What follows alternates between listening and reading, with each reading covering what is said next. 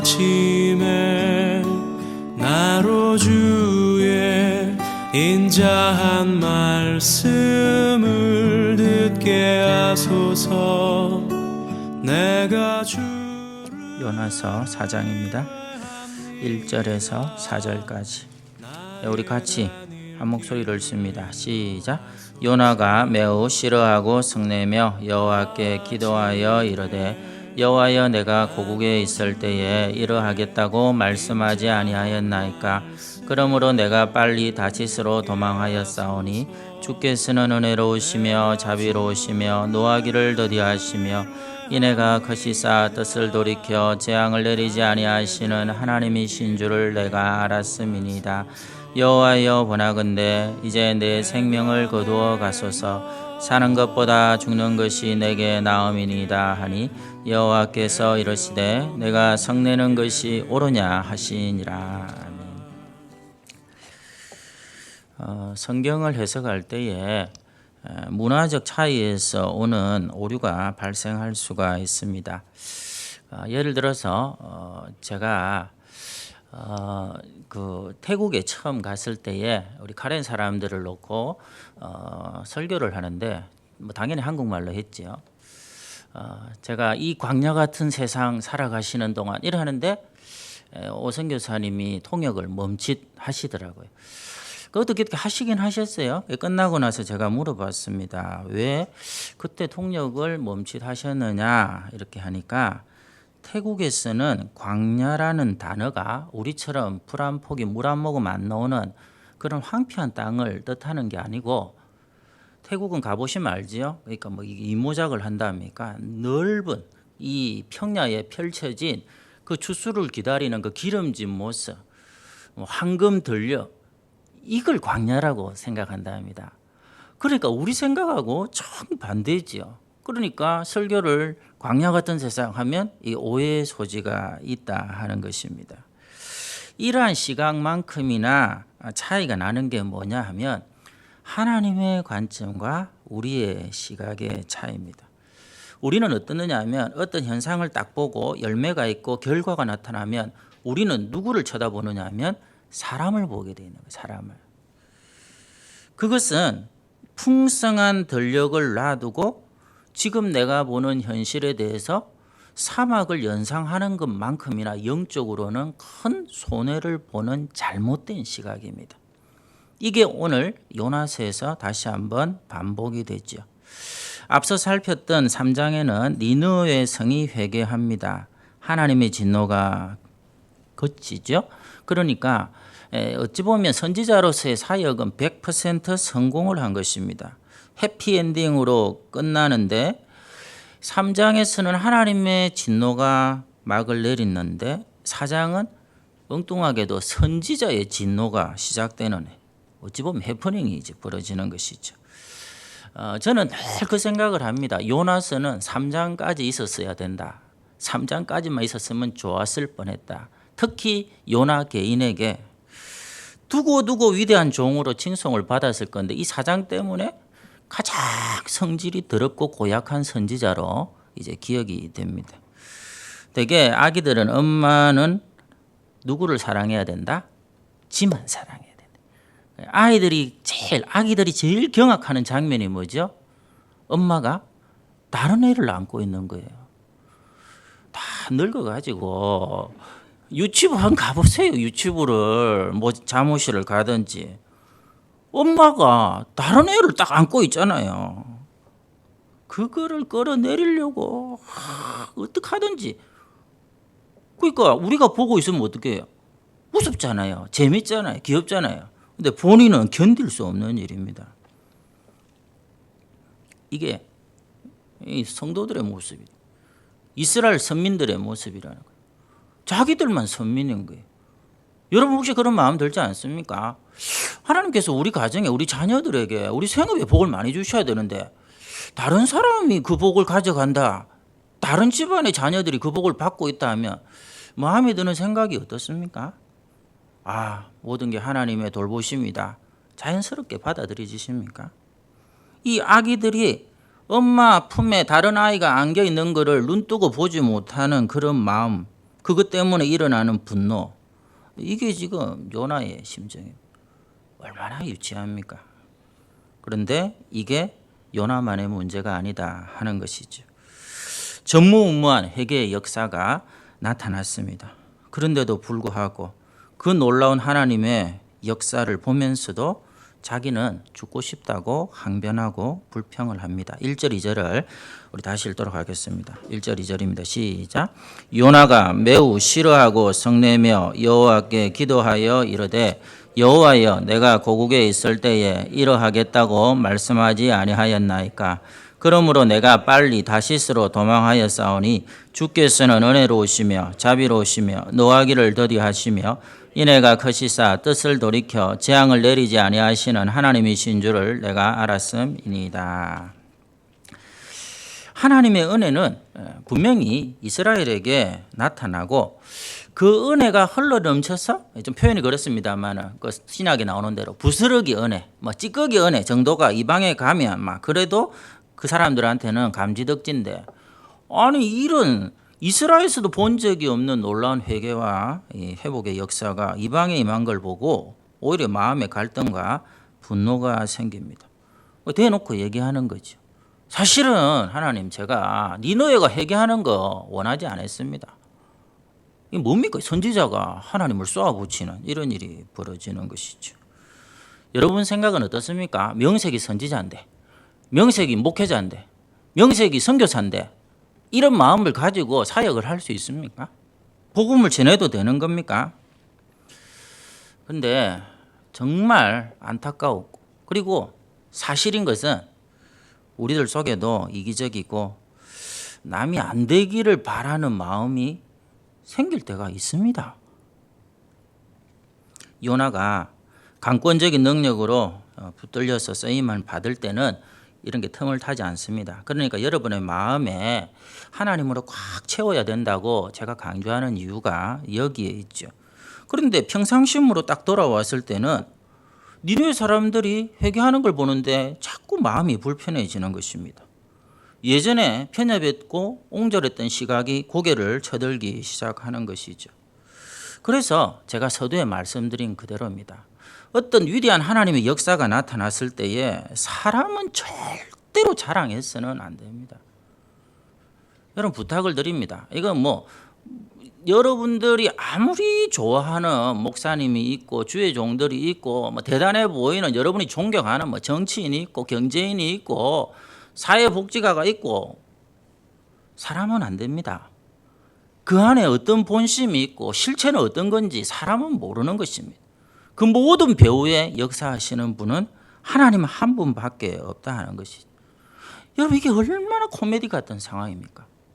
그 당시에 주전 750년에 아마 수십 년 동안 니느웨에 있는 그 60만 인구는 누구를 가장 좋아했을까요? 이스라엘에서 건너온 요나라는 선지자를 최고로 존경하고 요나 그 사람이 아니었으면 우리는 다 망했을 텐데 하며 요나에게 감사를 하고 요나 선지자 우리 너무너무 사랑해요 하고 찬사를 보냈을 겁니다. 그런데 요나의 마음은 니느웨가 무너지기를 바라고 있었다니까요. 요나는 그런 사랑을 받을 자격이 없지요. 똑같습니다. 혹시라도 제가 20년 목회하는 동안에 우리 전복의 성도들 가운데 목사님이 우리를 살렸어. 우리 가정을 살렸어. 이게 여러분 오류다 하는 사실입니다. 하나님의 종들이 큰 구원의 역사를 이룰 때도 절대로 본인이 자랑해서는 안 됩니다. 그 마음속에 요나와 같이 이기적인 본성이 있습니다. 분명히 있습니다.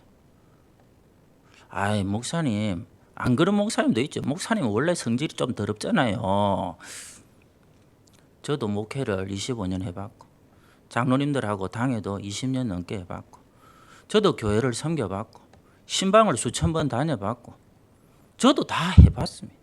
그 사람들도 목사고 나도 목사고 목사도 사람이라는 거죠. 성령의 능력으로 사용되더라도 우리 마음속 깊은 곳에 이기적인 본성은 누구든지 가지고 있습니다. 제가 예전에 한번 드렸던 얘기죠. 제가 초등부 전도사 때 우리 유년부 초등부가 연합에서 수련회를 했습니다. 캠프를 했죠. 그때 이제 제가 둘째 날 저녁 집회를 맡았고 셋째 날 저녁 집회는 유년부 전도사님이 맡았습니다. 그런데 아이들은 그때나 지금이나 말 잘 안 들어요. 근데 제가 나름대로 열심히 준비하고 100명 정도 갔거든요. 숫자가 좀 많았습니다. 유초등부 아이들. 100명이 양산의 기도원에 들어갔는데 설교를 마치고 기도를 시키는데 그래도 감사한 게요. 100명 중에 한 50명 정도는 기도를 따라 하는 거예요.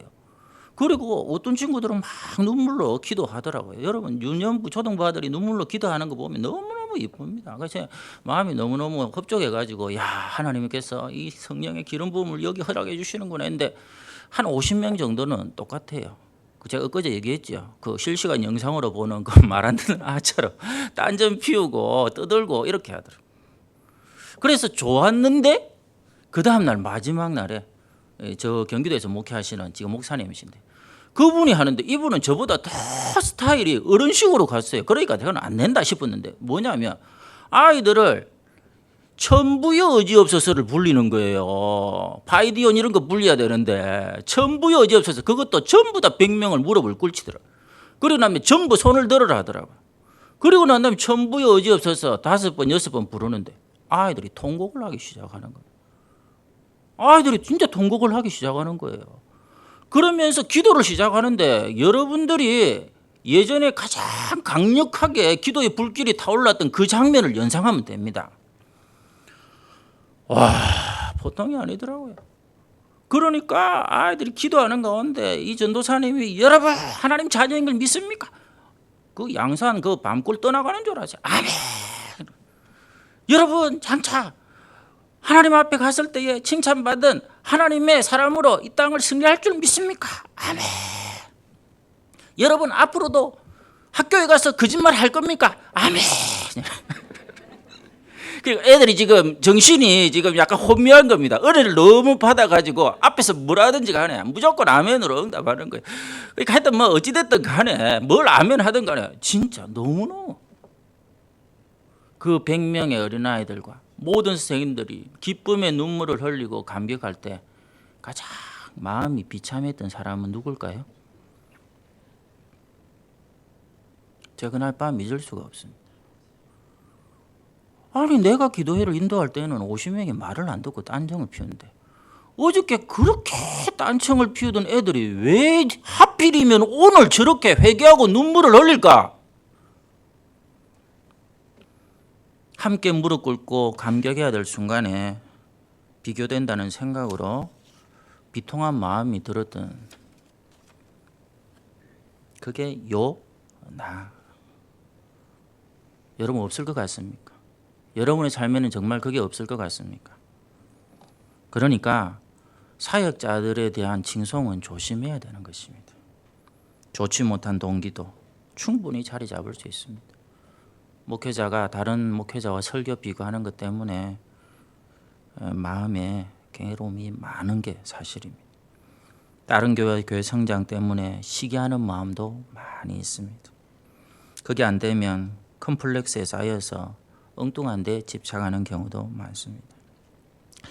근데 감사한 건 뭐냐 하면 주의 종들이나 여러분들이 직분을 가지고 섬기는 우리 자신들이 아무리 연약하고 부족함에도 불구하고 하나님께서 역사를 일으키시는 주체가 되셔서 그들을 사용하신다 하는 것이죠. 단 한 명도 사람은 구원해낼 수 없습니다. 모두가 하나님이 다 하시는 것이죠. 그래서 사람을 주목하면 안 되고 오로지 하나님께만 영광을 돌려야 합니다. 제가 부연 설명을 잠깐 하면 1절을 한번 보십시다. 이 요나의 마음 상태가 어느 정도 조금 심각하냐면요. 요나가 매우 싫어하고 성내며 이렇게 되어 있습니다. 이걸 이제 해석을 하면 이렇게 됩니다. 이 싫어한다 하는 말은 심장을 뜯어낸다, 성낸다 하는 말은 불태운다. 그러니까 매우 싫어하는 것도 모자라서 마음이 갈기갈기 찢어진다. 그리고 그것이 자신의 불에 사르듯이 분노로 사로잡혔다 하는 것입니다. 그러니까 지금 요나의 마음 상태가 정말 마음이 안 드네. 이런 정도가 아니라 마치 사랑했던 애인이 딱 배신을 하지 않습니까? 경험이 없으세요? 저는 없어서 잘 모릅니다. 드라마를 보니까 이 분노가 참을 수가 없는 거예요. 사랑하는 사람이 나를 걷어찼다는 사실 때문에. 그럼 어떻게 되죠? 화가 치미는 정도로 못 자라서 그동안 함께 찍었던 사진, 주고받은 편지 갈갈이 찢죠. 그리고 불구덩이에 집어넣습니다. 이게 지금 요나의 마음 상태다. 성경은 그렇게 정확하게 적고 있는 것이죠. 이런 속내를 가진 사역자에게 어떻게 하나님의 칭찬이 있을 수 있겠습니까? 그래서 우리가 사람은 주목하면 안 되고 쓰임 받고 쓰임 받을 때 그 기쁨만 우리가 누리는 것이죠. 한 가지 얘기를 하고 말씀을 마칩니다. 20년 전에 제가 이제 그 전포기 와서 얼마 안 됐을 때인데요. 이명건 집사님 아시죠? 이제 94세입니다. 이제 새벽기도도 못 오시는데 그 자녀 집에 제가 신방을 갔습니다. 왜냐하면 이제 그 자녀 중에 막내가 이제 결혼을 앞두고 있었기 때문에. 근데 그때는 교회가 어려웠던 거 아시죠? 뭐 제가 어떻게 신방 다닐 그런 상황이 사실은 아니었습니다.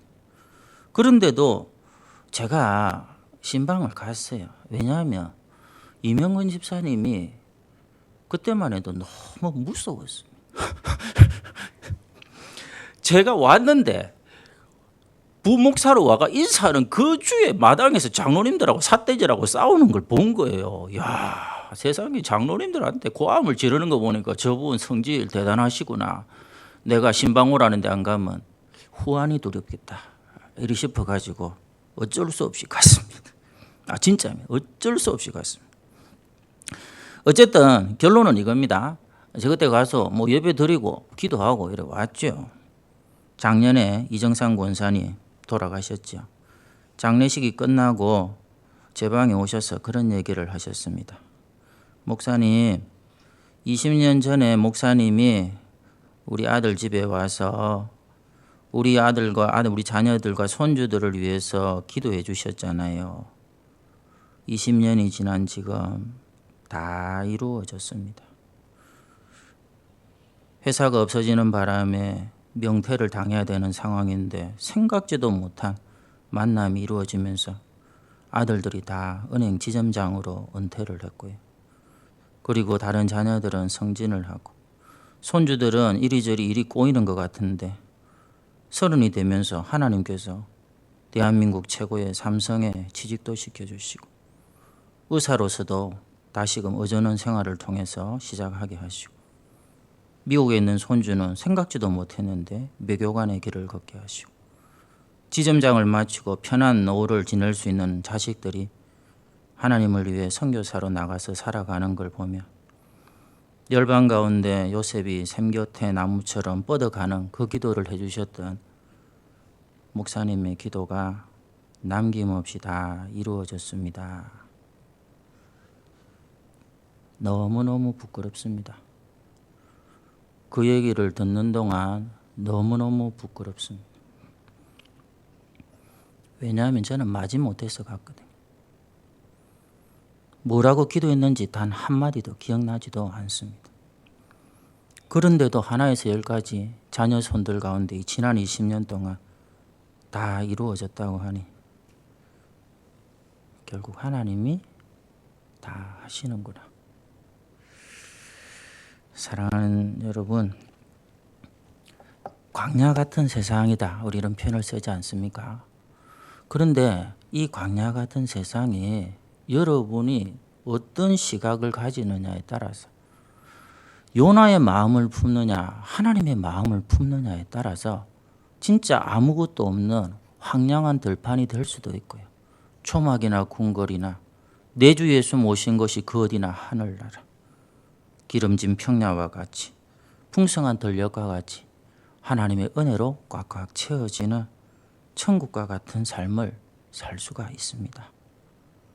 오늘 이 하나님의 마음, 이 더 넓으신 그분의 시각을 꼭 회복하셔서 우리 문제, 우리 자녀들의 문제 기도하시되 그것을 뛰어넘어서 그리스도의 몸된 교인 한국교회와 열방과 대한민국과 온 세계를 품을 수 있는 넉넉한 믿음의 성도들 되시기를 축원합니다. 기도하도록 하겠습니다.